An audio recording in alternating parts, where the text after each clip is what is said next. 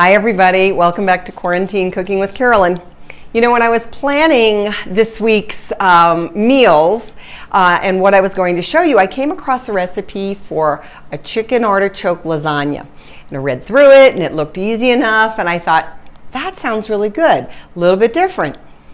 But then I realized that I haven't shown you guys how to make a proper traditional lasagna.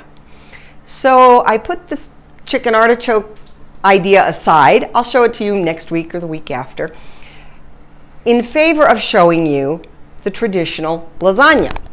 Now, in this pan here, I have sauteed up already some onions, some celery, a little bit of carrot, and some mushroom. And to that, I am going to add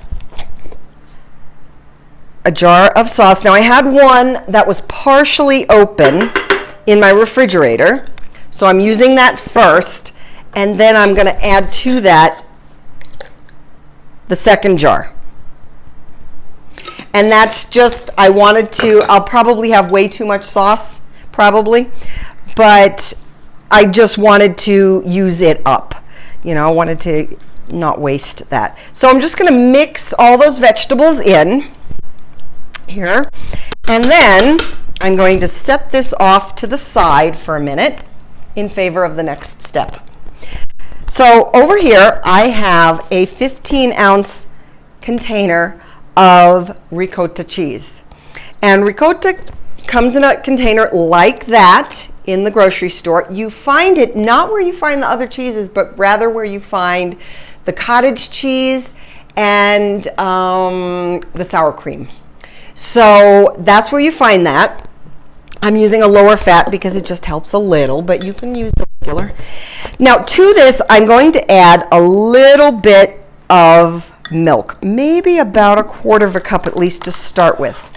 And I'm going to stir that up. Now, a lot of people here will add an egg at this point. My mother always used milk, so that's what I use. And I like it better because you can see it makes the ricotta much creamier. So there we go. We're going to set that aside. And now I'm going to pull over a 2-quart baking dish. And I've already sprayed that with a little nonstick spray. And I'm going to get out my no-boil or oven-ready lasagna noodles.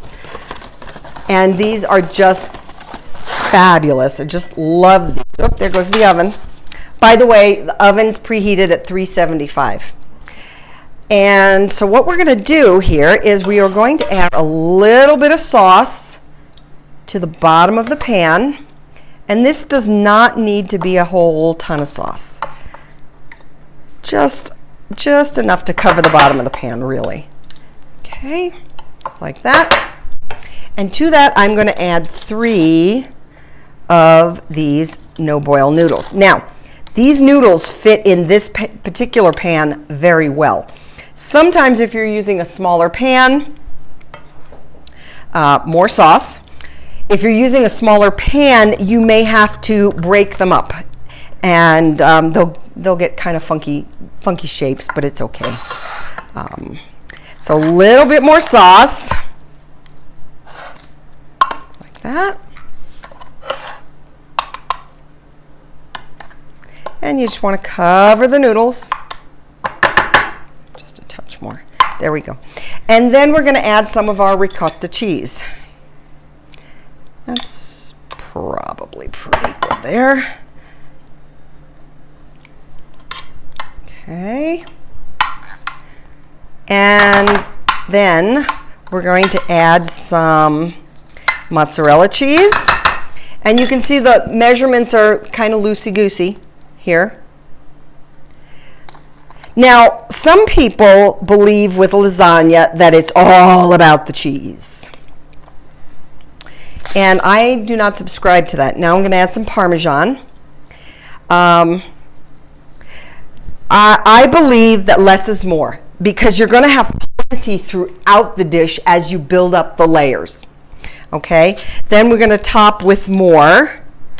And you're just going to repeat this until you get to the top of your pan.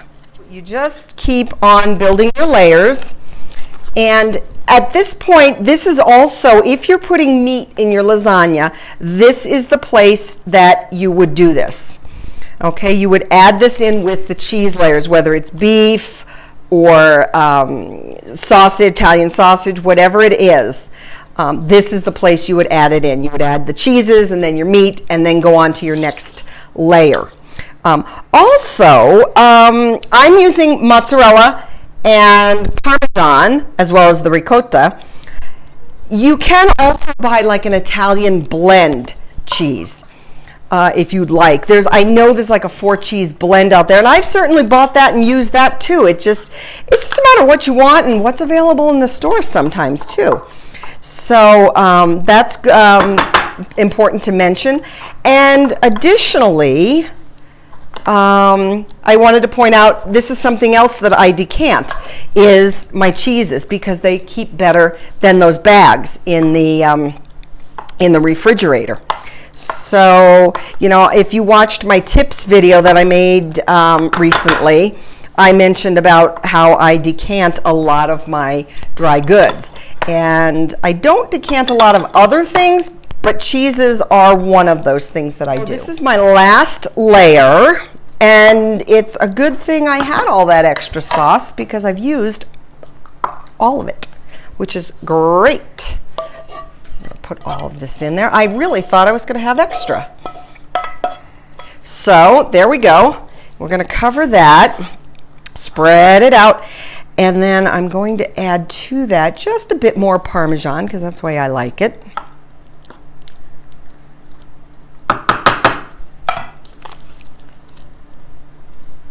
Just like that. And then I'm going to top this with a little piece of parchment and then a little piece of foil. Now the reason we're doing that is because when you put foil on top of something acidic like tomatoes, it's sort of, I don't know how to explain it exactly, but it sort of reacts with the tomatoes react with the aluminum foil, and then you get these little sort of aluminum foil patches on the top of your lasagna. So if you have non-stick foil, if you have some of that in your pantry, that would be a great place to use this. So this is going to go in the oven at 375 for about 30 to 35 minutes.